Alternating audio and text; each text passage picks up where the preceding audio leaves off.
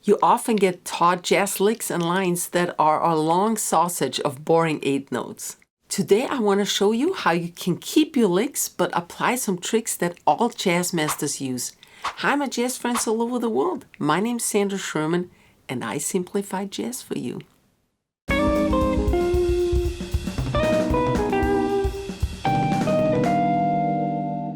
An embellishment can be anything from a hammer, a pull, a trill, or a slide.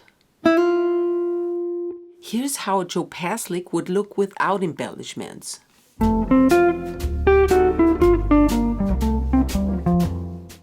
And here's Joe Pass's original lick from his Rosetta solo, where he used a combination of a trill and a slide.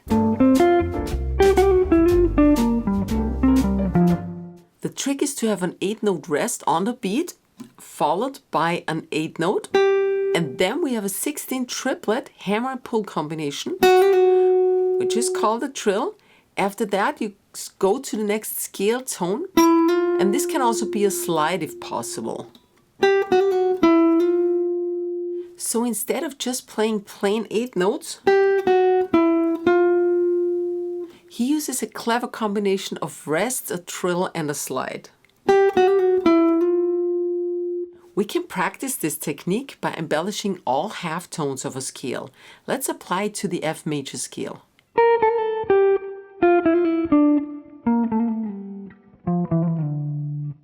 One of the most used jazz tools is the triplet trick with arpeggios. Let's hear a Wes Montgomery lick from 4 on 6. Instead of playing a standard G-7 arpeggio over the G-7 chord, he starts on the offbeat with a leading tone into the upper part of a G-7 arpeggio, which is a B-flat triad. Without this triplet trick, the lick would have sounded like this. So that triplet really gives us that extra drive. Here is an exercise for you. Play through the F major scale triads using a leading tone and the arpeggio played as a triplet.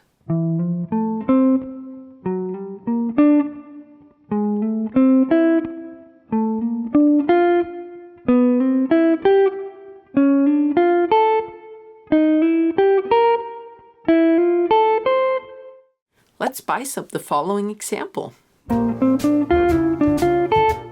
We can delay the arpeggio and catch up with 16th notes.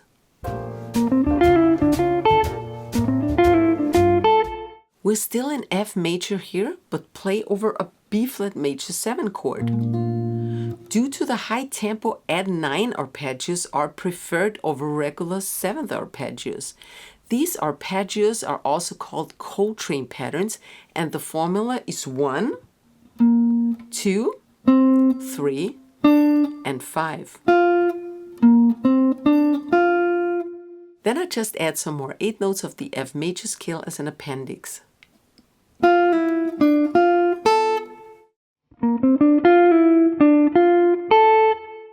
Here's a Coltrane pattern exercise for you, ascending all add 9 arpeggios of the F major scale.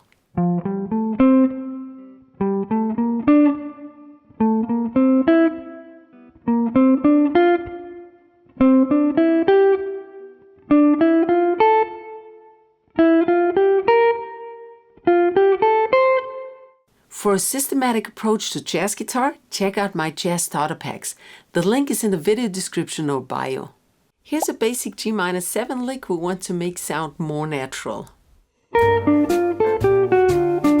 We can make this less of a memorized lick by repeating the last 2 notes, establishing a motif.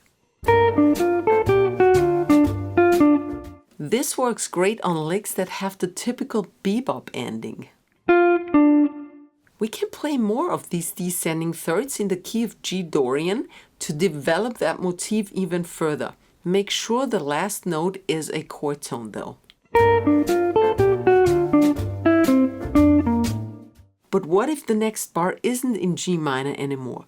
Let's say we move it to a new key, maybe a 2-5-1 in E flat.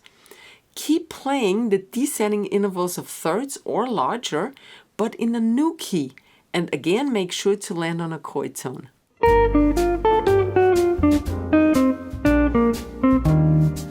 For the F minor 7, I just moved the last two notes of the G minor 7 down 2 frets to F minor 7. For the B flat 7, I use thirds that are included in the triad, in the B flat triad. And for the E flat major 7, I play a sixth and land on the E flat root. Memorized licks or lines often start on beat 1. That makes them easy to memorize but sound boring. Here's such an example over C9. To not always start on beat 1, we can add a chromatic below or above the target note on count 4 and. This is called a pickup note. This tiny change makes it sound so much better already. Let's add 2 pickup notes, one a scale tone above, the other a chromatic below. This is called an enclosure because it encloses the target note A in this case. And the coolest enclosure for me is the 3-way enclosure, where we have 2 notes on one side and 1 note on the other. Please go through your lick library and try to apply those tricks to your licks. You will sound so much more natural, mature, and less academic. Check out my concept lesson playlist here on YouTube for more lessons like this one. Please give this video a fat thumbs up because it's really important for me as a creator. Subscribe my channel, visit my lesson shop GuitarVersum.com for mini courses and song lessons, and I hope to see you next week again. Keep swinging. Servus, Baba.